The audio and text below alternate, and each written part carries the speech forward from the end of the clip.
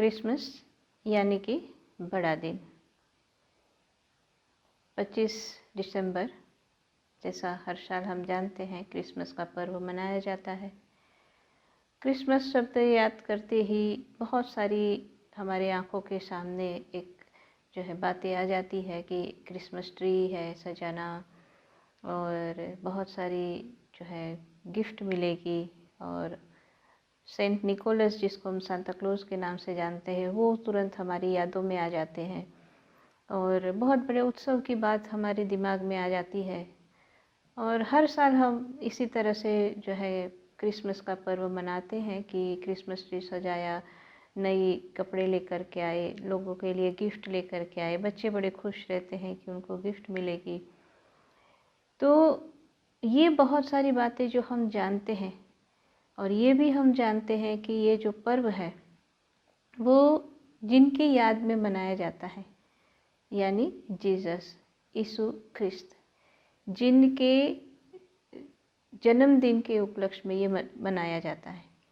हालांकि ये अलग बात है कि कई तरह की विचारधारा है। कोई मान्यता ये कहती है कि उनका जन्म कब हुआ वास्तव में कोई नहीं जानता है, लेकिन जो भी बातें हैं हम उनके जन्म के उत्सव के रूप में इस पर्व को मनाते हैं।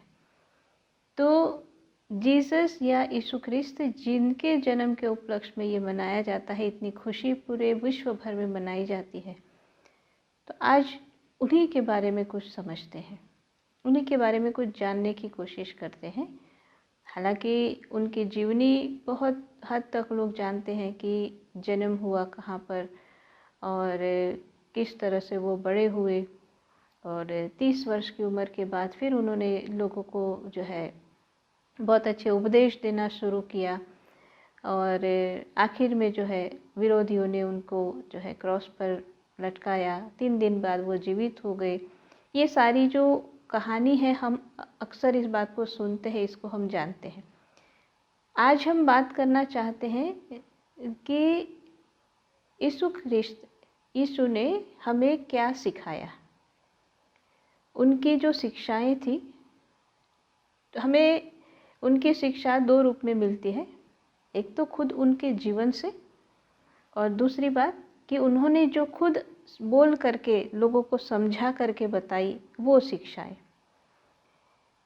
तो एक बात हमें और समझनी चाहिए पहले कि जब समाज में, मानव समाज में ये देखा जाता है कि जो धर्म का रास्ता था, सत्य का रास्ता था, उस रास्ते पर लोगों ने चलना बंद कर दिया, या तो लोगों के मन में अब कन्फ्यूज़न हो गई, या कभी ऐसा होता है कि जो धर्म गुरु बन कर के बैठे हैं और वो ही गलत राह पर लोगों को ले जाते हैं, या इस तरह की कोई भी ऐसी बात होती है।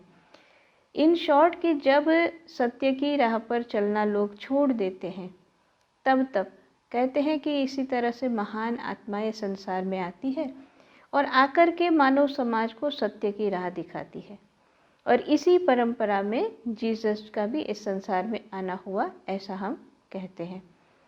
तो उन्होंने अपने पूरे जीवन से जो बात सिखाई, वो बात क्या थी? उनका जीवन हमको क्या सिखाता है कि प्रेम, करुणा और दया, ये 3 उनके जीवन के मूल मंत्र थे जो उन्होंने जिए, जिस तरह से उन्होंने जीवन को जिया।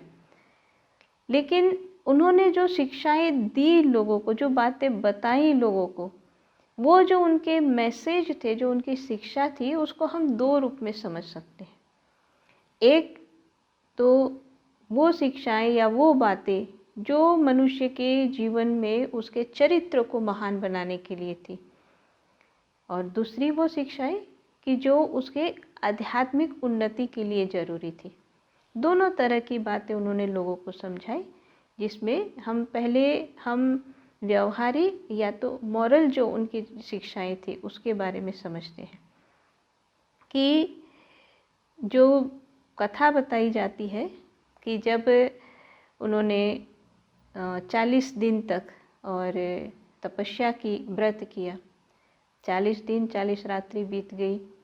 जब कहते हैं कि वो एक पहाड़ी से नीचे आ रहे थे, और उस समय कहते हैं कि शैतान ने उनके पास आकर के कहा कि तुमको भूख लगी है और तुम ये जो पत्थर है उसको तुम रोटी में बदलो और तुम उसको खाओ।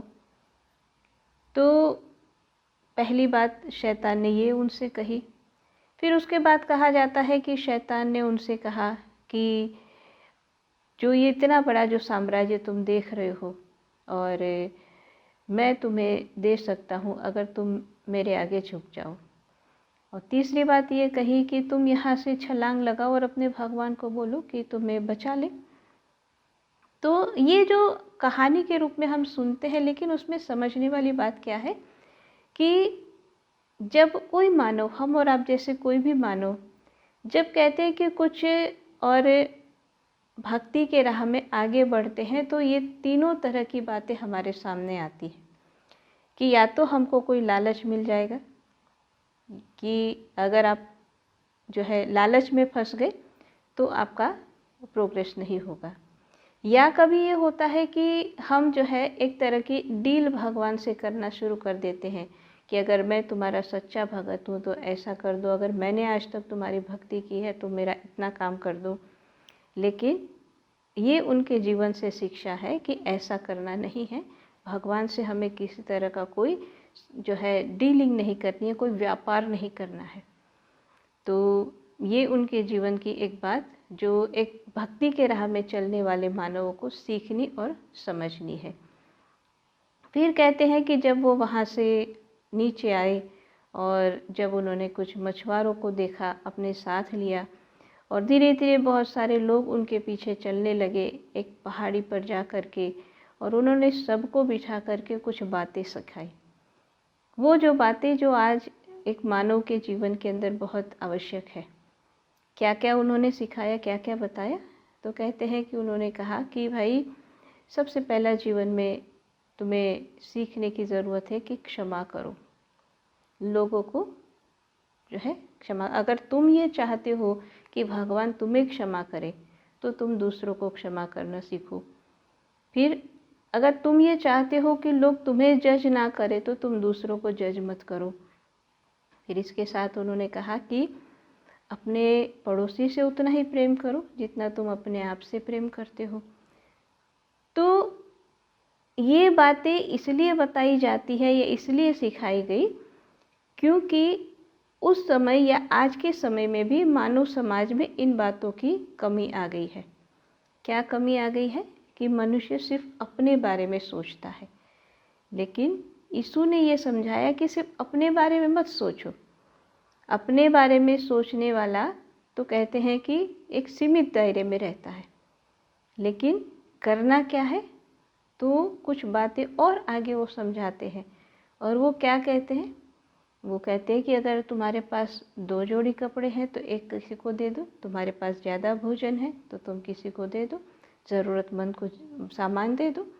यानी कि समाज में जो एक कमी थी उस समय और आज भी है कि सिर्फ अपने तक सीमित न रह करके एक भाईचारे के साथ सबके साथ मिल करके कि मेरे पास कुछ है और तुम्हारे पास नहीं है तो हम दोनों आपस में मिल करके कि मैं तुम्हें कुछ दे दूँ, तुम्हारा भी काम बने और मेरा भी काम चले। एक तो ये बात थी कि जिससे समाज में समानता आए। तो ये पहली एक शिक्षा है उनकी कि समाज में समानता आनी चाहिए, सबको बराबर का अधिकार मिलना चाहिए, सब साथ मिल करके चलना चाहिए। फिर उसके बाद एक और स्टेप आगे बढ़ करके भाई जीवन में चरित्र बहुत बड़ी चीज़ होती है, और उसके साथ जोड़ करके भी कुछ व्यवहार की बातें उन्होंने सिखाई समझाई। और वो बातें क्या थी? तो सबसे पहले उन्होंने ये कहा कि भाई अपने भाई से सबसे प्रेम करो, और जो अपने भाई को गाली देता है या जो उसको मूर्ख कहता है या किसी तरह से उसको अपमान करता है तो कहते हैं वो नरक का रास्ता देख रहा है, वो नरक में जाएगा। फिर जीवन में चरित्र बहुत बड़ी चीज़ होती है, तो कहा व्यभिचार नहीं करना चाहिए।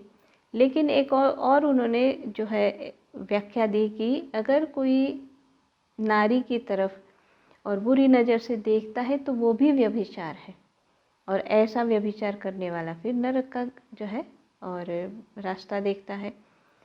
तो ये थी कुछ बातें पहली कुछ शिक्षाएं थी जो समानता लाने के लिए, दूसरी शिक्षा थी अपने जीवन में अपने चरित्र को महान बनाने के लिए, कि आपस में भाइयों से प्रेम होना और स्त्रियों की तरफ, नारी की तरफ सम्मान की दृष्टि से देखना।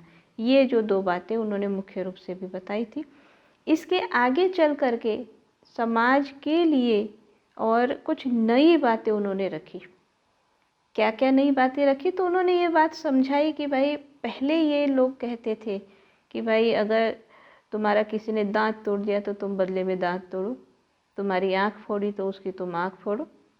यानी बदले की भावना जो उस समय थी, जो आज के समय में भी हम देखते हैं लोगों के अंदर होती है, बदले की भावना, कि तूने मुझे ये किया तो मैं भी तुझे ये करूँगा।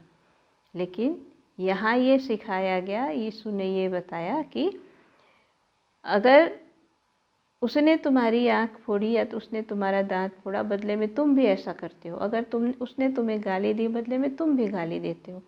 अगर उसने तुम्हारा अपमान किया, तुमसे नफ़रत की, तुम भी वैसा ही करते हो, तो उसमें और तुम्हें कोई फ़र्क नहीं। तो क्या करना है? तो क्या कहते हैं वो, कि ये बातें पुरानी छोड़ो कि ईंट का जवाब पत्थर से देना। करना क्या? तो कहा कि तुमको अगर कोई एक गाल पर तमाचा मारता है तो तुम दूसरा गाल आगे करो। यानी और एक स्टेप आगे बढ़ करके कहा कि अगर कोई तुम्हारा शत्रु है, तुम्हारी निंदा करता है और तुमसे नफ़रत करता है, तो उनसे नफ़रत मत करो।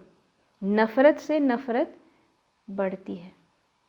इन सबको ख़त्म करना है तो क्या है? तो कहा जो नफ़रत करता है उसके लिए प्रार्थना करो।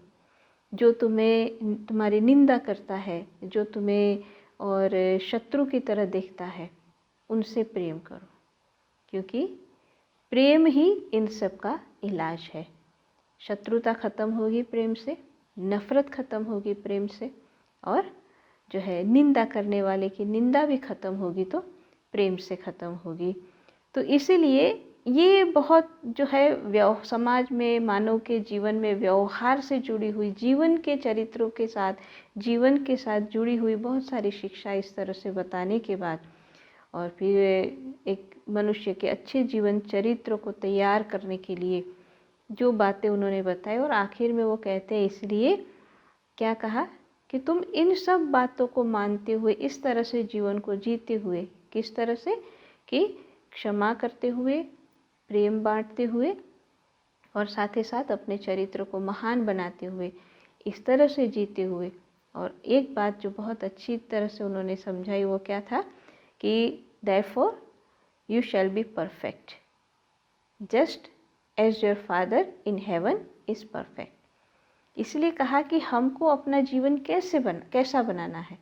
हमारा जीवन होना चाहिए परफेक्ट। क्यों? क्योंकि हम जिसकी संतान है, यानी परमपिता परमात्मा जिसकी हम संतान है, वो जब अपने आप में परफेक्ट है तो हमको भी उन्हीं की तरह होना चाहिए। एक संतान को कहा जाता है कि तुम अपने पिता की तरह बनो। तो हम भी इस संसार में जो आए हैं, हम सब उस परमपिता परमात्मा की संतान है, इसलिए हमको भी उन्हीं की तरह होना चाहिए। तो ये कुछ उनकी शिक्षाएं थी जो एक मानव के जीवन के चरित्र को महान बनाने के लिए थी। लेकिन ऐसा नहीं है कि सिर्फ उन्होंने यही शिक्षाएं दी, साथ ही साथ क्योंकि वो एक धर्म गुरु थे, क्योंकि वो एक महान आत्मा थे, तो इसीलिए उन्होंने उस समय के लोगों को अध्यात्म में आगे बढ़ने की भी शिक्षा दी, उसके लिए भी बहुत सारा मार्गदर्शन दिया। और वो जो बातें उन्होंने समझाई उसको मतलब हम अलग अलग तरीके से समझे तो ये एक अध्यात्म का सार हमारे सामने आता है।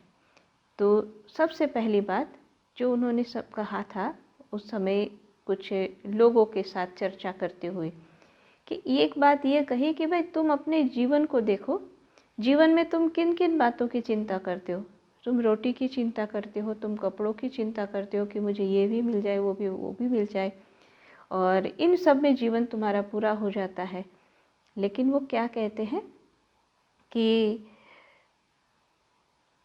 therefore सबसे पहले करने की क्या ज़रूरत है, तो कहते हैं seek the kingdom of God and his righteousness। कि रोटी, कपड़े, अपनी सामान्य रोज़मर्रा की ज़िंदगी की ज़रूरत की चिंताओं में ज़्यादा न पड़ करके क्या करना है, seek the kingdom of God, कि आप क्या करो, खोज करो, किसकी, परमात्मा की और उस सत्य की। अगर आप इसको पालोगे, खोज करोगे तो पाओगे भी। अगर इसको पा लिया तो कहते हैं कि बाकी जितनी चीज़ें हैं वो अपने आप तुम्हारे पास आएगी। यानी जीवन को जीने का सही तरीका जो यीशु ने उस समय के लोगों को बताया कि संसार में मायावी वस्तुओं के पीछे न भाग करके परमात्मा की तरफ देखो। जो परमात्मा की तरफ देखता है, परमात्मा को पाता है, तो बाकी चीज़ें अपने आप उसके पास आ जाती है। अब जब बात ये हुई परमात्मा की, तो कहते हैं एक व्यक्ति ने उनसे पूछा कि मैं कैसे परमात्मा को प्राप्त कर पाऊँगा। तो सरल शब्दों में उन्होंने समझाया कि भाई परमात्मा के साम्राज्य में जाना है, परमात्मा को पाना है, तो तुम्हें दोबारा जन्म लेना होगा। यानी जैसा कि हम आमतौर पर धर्म ग्रंथों की बातों में भी ये सुनते हैं कि जब आप गुरु की शरण में जाते हो तो गुरु आपको दूसरा जन्म देते हैं। तो जीसस ने भी यही कहा उस व्यक्ति से कि परमात्मा के साम्राज्य में जाने के लिए दूसरा जन्म लेना पड़ेगा। उसकी समझ में नहीं है। उसने कहा भाई एक बूढ़ा आदमी दोबारा कैसे जन्म लेगा, एक मनुष्य जो जन्म ले चुका है दोबारा कैसे जन्म लेगा। तब कहा कि भाई ये आत्मा में जन्म लेना है। तो स्पिरिचुअलिटी की जो शिक्षा उनकी थी, पहली शिक्षा ये थी कि माया के पीछे नहीं भागना है, पर भगवान के पीछे भागो, भगवान के लिए जियो, माया के लिए नहीं जीना है। अगर भगवान की प्राप्ति करनी है तो दूसरा जन्म चाहिए, और दूसरा जन्म सिर्फ और सिर्फ गुरु की शरण में जा कर के मिलता है।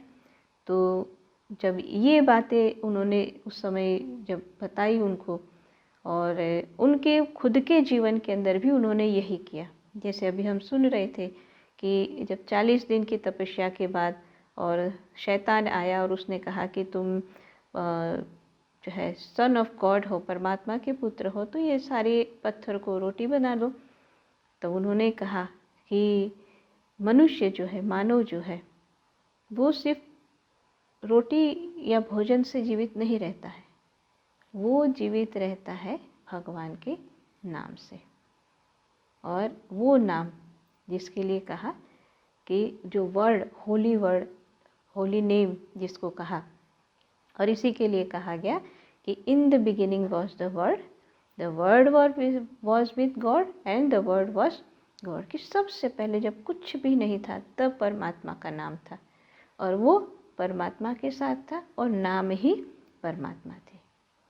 तो अब जब ये सारी बातें सुनाई गई कि भाई भगवान का नाम है और परमात्मा का साम्राज्य है और तुम्हें उसको पाना है, तो फिर प्रश्न आया कि भाई हम कहाँ जाए उसको पाने के लिए।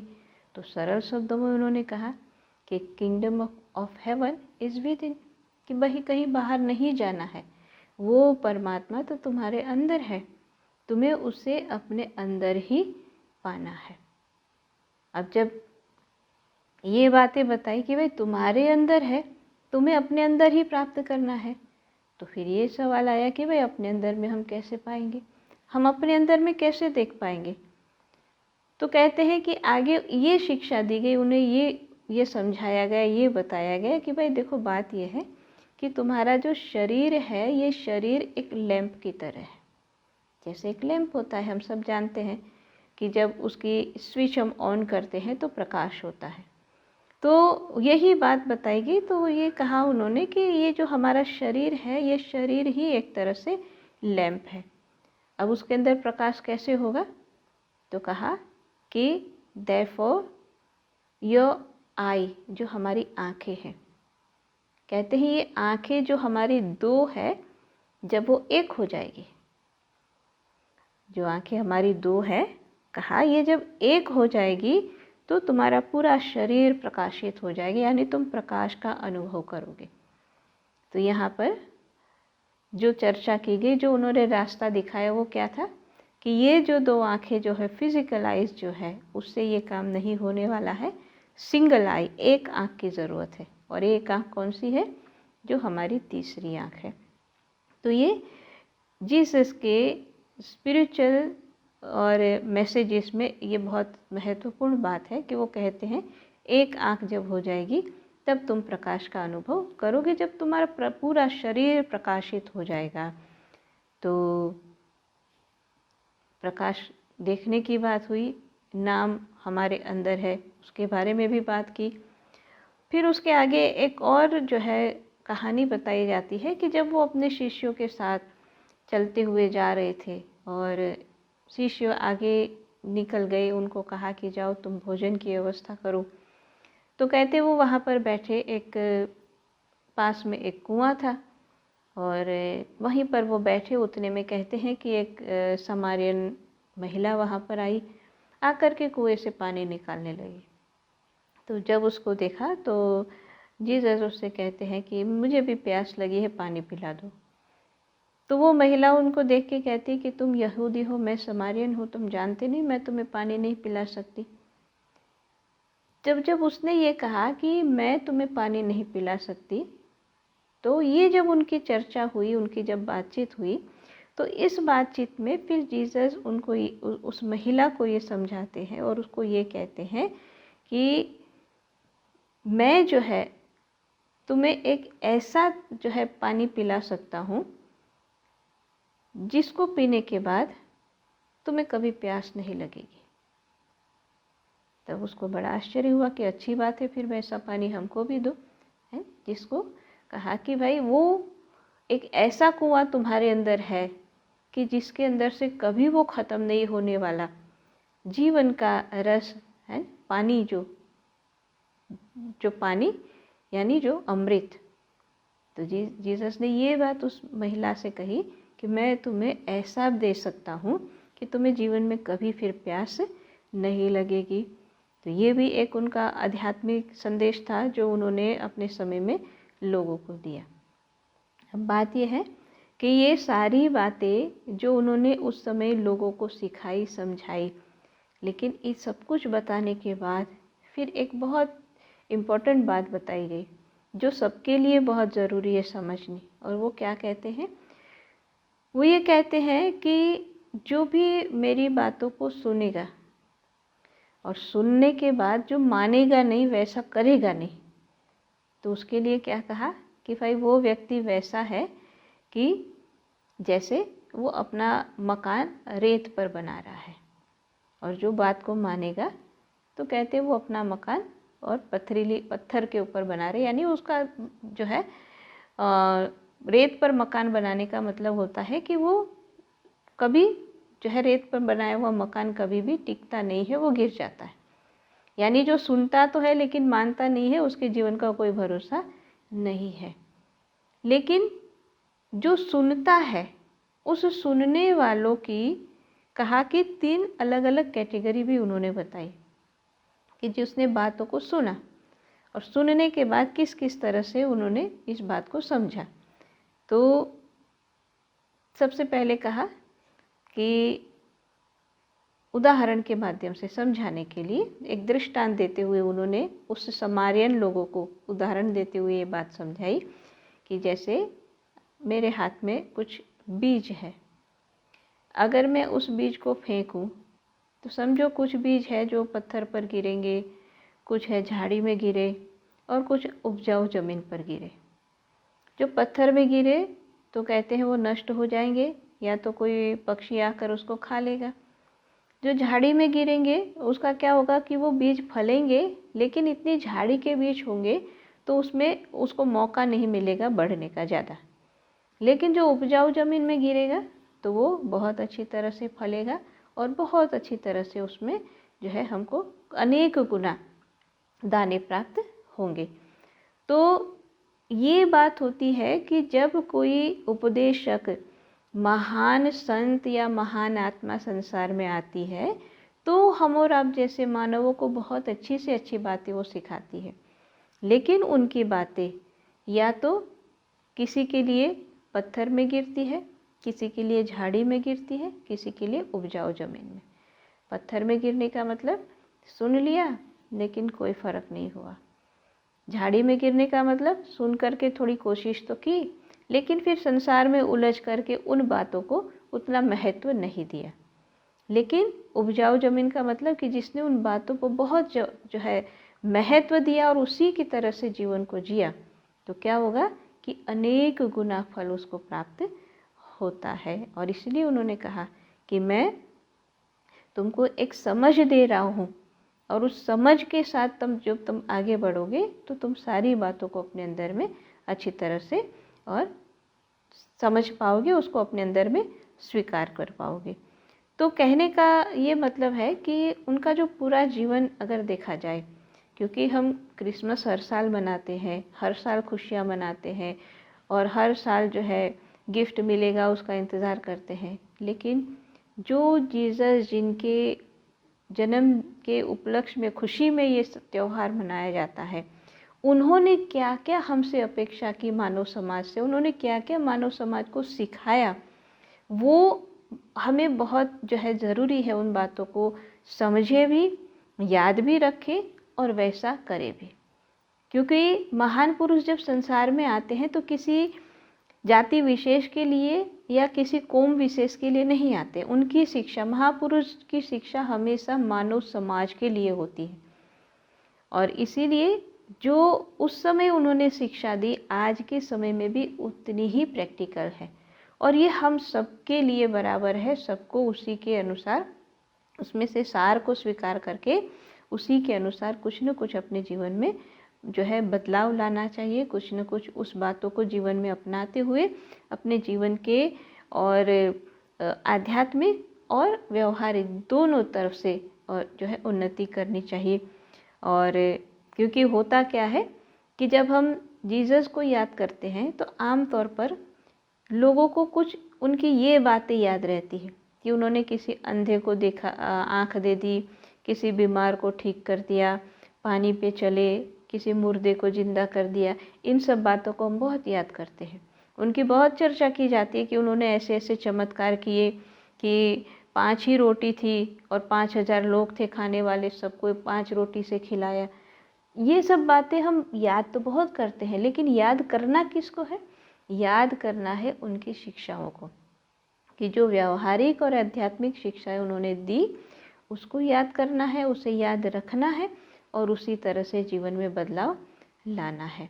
तो जैसा उन्होंने कहा कि जो मेरी बात को सुनता है और मानता है तो वो अपने जीवन में बहुत कुछ प्राप्त करता है।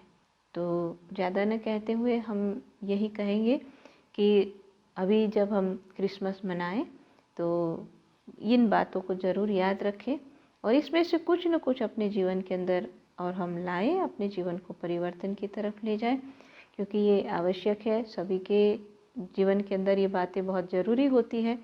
तो अंत में हम यही कहेंगे कि आप सबको ये क्रिसमस का त्यौहार बहुत बहुत मुबारक हो, बहुत बहुत आपको बधाई हो इस त्यौहार की, और इनके बताए हुए रास्ते पर हम चलते अपने जीवन को सफल बनाएं, महान बनाएं, यही हमारी कामना है।